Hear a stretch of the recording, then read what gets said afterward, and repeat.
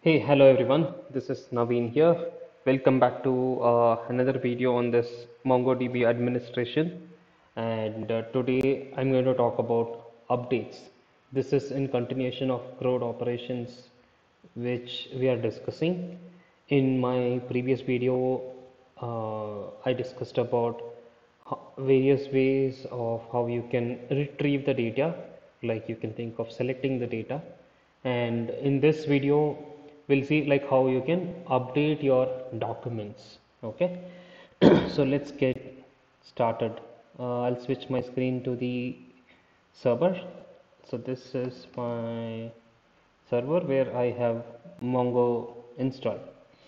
So let's quickly check what databases are there. And for this demo, I'm going to use my MongoDB database. Okay, now let's go and see what collections are there. And yes, this is the collection which we'll be using.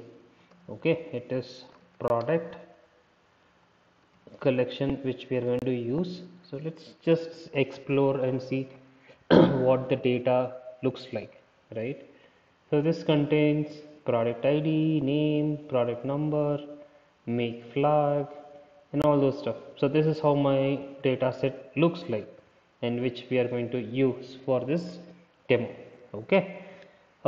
Maybe like to start with, okay, let's see how you can update a single field in a document based on a search condition. Okay, maybe we can pick the product ID for this process, and let's see how this one goes.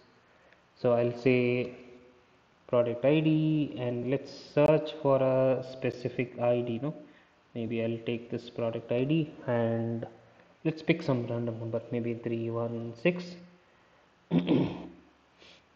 So for this product ID, this is the data I have. Now let's say I want to modify the product ID itself.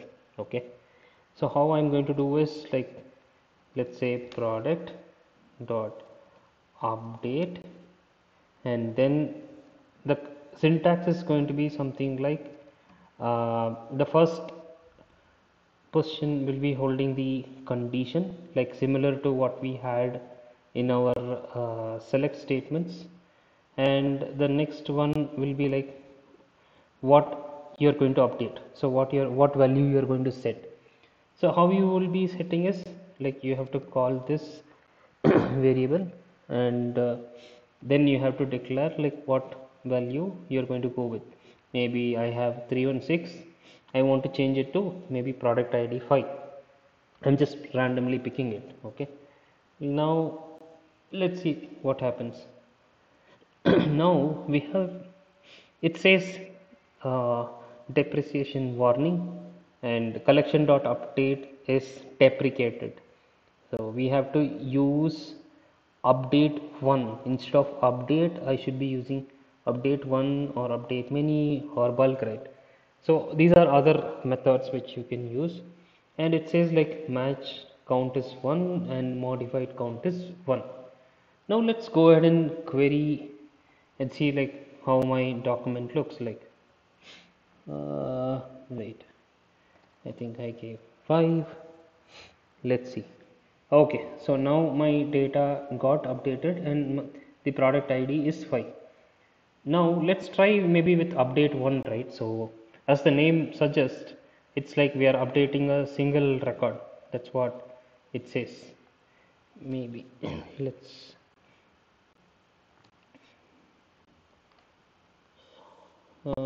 let me type it. No, I thought let's go with update 1.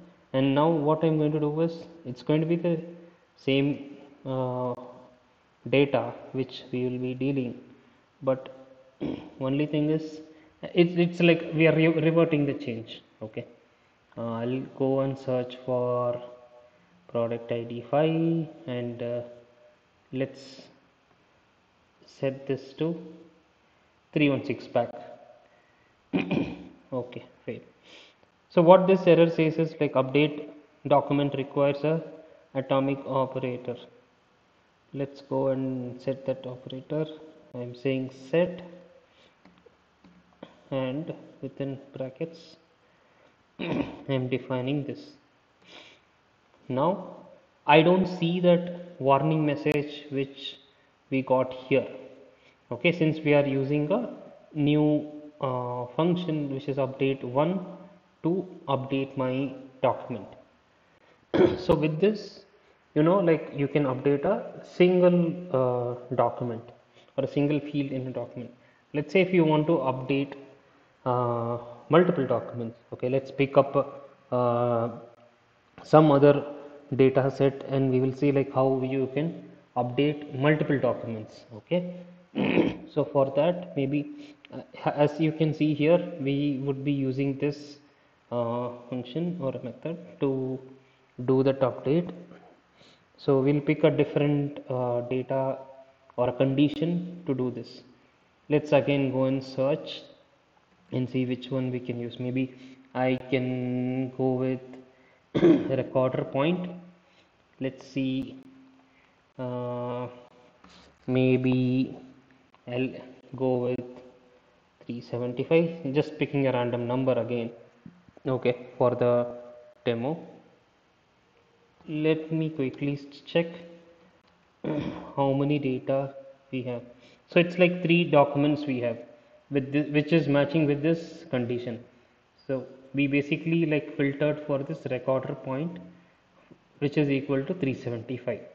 That is what we have got.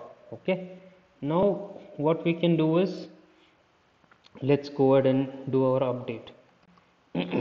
Update many, and the syntax is again going to be pretty much similar to what we have seen earlier. First one will hold the condition, which is in my case this is 375, and then I'm going to set the set operator, and then we are going to say to what value we are going to update. Let's say 380. Okay, that's all. Okay, wait. There is a error. Let's remove this. Oops, wait, there is a set operator and this. I think now it should be fine. Now you can see matched count is 3 and modified count is 3. If I go and find this records now for 380, I should be seeing the count of 3, and if I remove that, I'll be seeing like this value is now updated. So this is how you update multiple documents, okay, in a given collection. So this is all about updating a single document and multiple documents. Now uh, there could be scenarios where you have to replace your entire document. So for example, let's say this is the product ID, right? Or maybe we can pick up a different product ID also for this example. Let's say I will maybe just copy this. We can go with a different product ID, maybe 331. I think this is the highest one. Let's take this one for example. Okay, let's say you have a requirement where you want to update this entire document as a whole. So what you can do is, like, you have a update, you can still use the update method. Okay, but in the newer versions we have something called replace one. Okay, which is similar to, like, in older versions what happens is you have to do this update and you have to set additional parameters, okay, to do the update. Not additional parameters, you will not be basically having this set operation declared in that case. But with newer functionality, what you could do is you can just go and do replace one. So this is going to replace our entire document. Again, the syntax is pretty much same. The very first position is going to have your condition. In our case, it's going to be where product ID is 331, and then you're going to say like what value to what value you're going to update. So I can say my product ID is going to be 7, and then uh, I can define a new name for my product. Maybe I can say cable, for example. Okay. And then I can define, maybe I can stop with this also. It's not like mandatorily, it's not like I should have all the fields. I can stop with this as well. Now what has happened, again matched count is 1, modified count is 1. Now let's go ahead and find this. No, okay, for 331, obviously since we have updated it, we will not have. Now if I go and check for product ID 7, you could see this entire document, whatever we had here, is updated or modified completely. So this is how you can modify a complete document from a command. Okay, so replace one is the uh, method which you will be calling. Okay, now moving on further.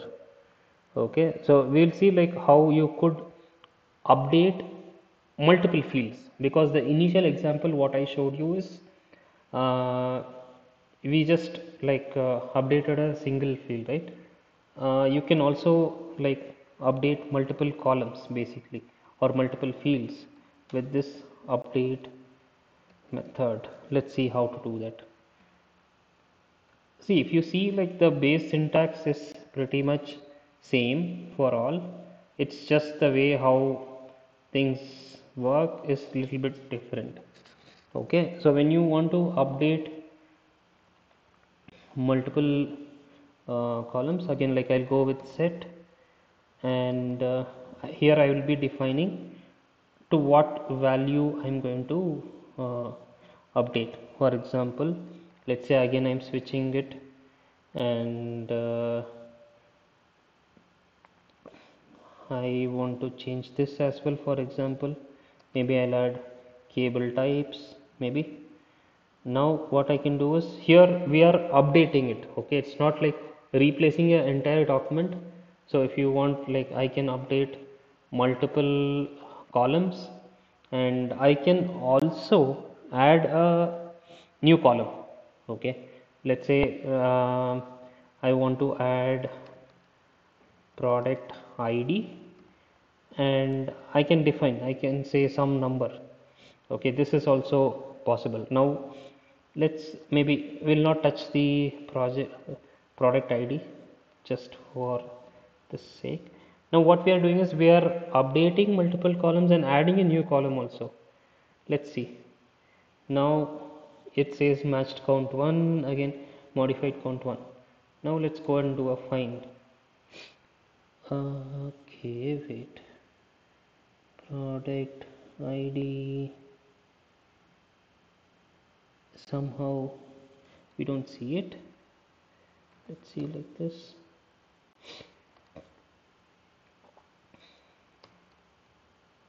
To okay, let me see if what name we have given. Maybe if there is any sort of typo or something. Okay, this is what we have said, and maybe I'll search for, okay, we have another product ID here. Let me search for that.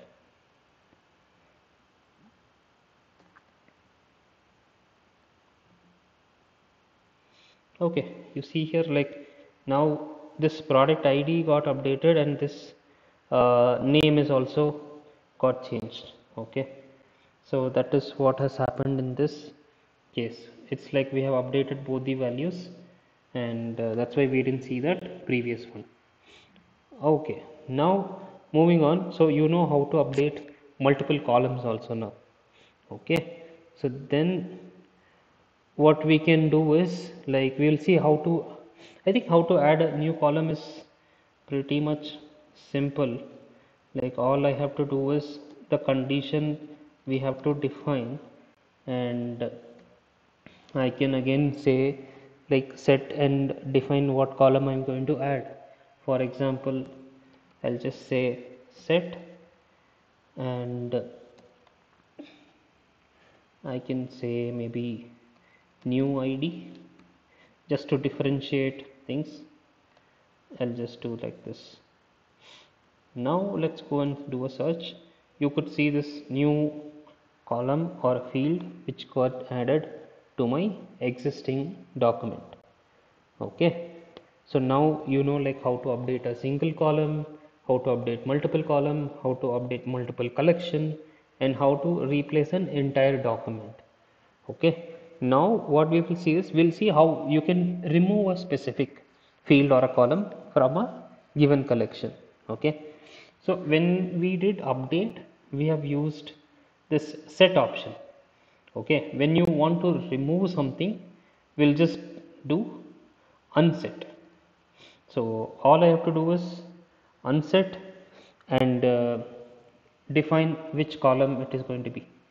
Now if I run this and let's do a find, I don't have that specific column at all. So set is going to update it, unset is going to remove it. Okay, that is what that's where like you use unset for removing a column. Okay, now if you want to remove a document, okay, from a collection, so all you have to do is like it is just db dot collection name, and you can use remove. One second.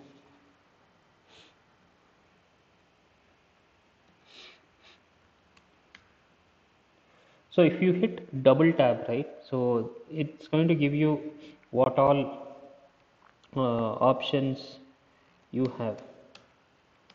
It's, for some reason it's not coming. Okay, it's delete. Now I can just say product ID.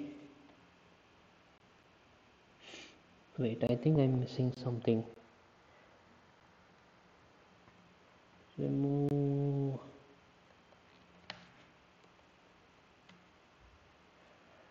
Okay, so maybe I will have to cross check like what is that function. So let's skip this alone for time being.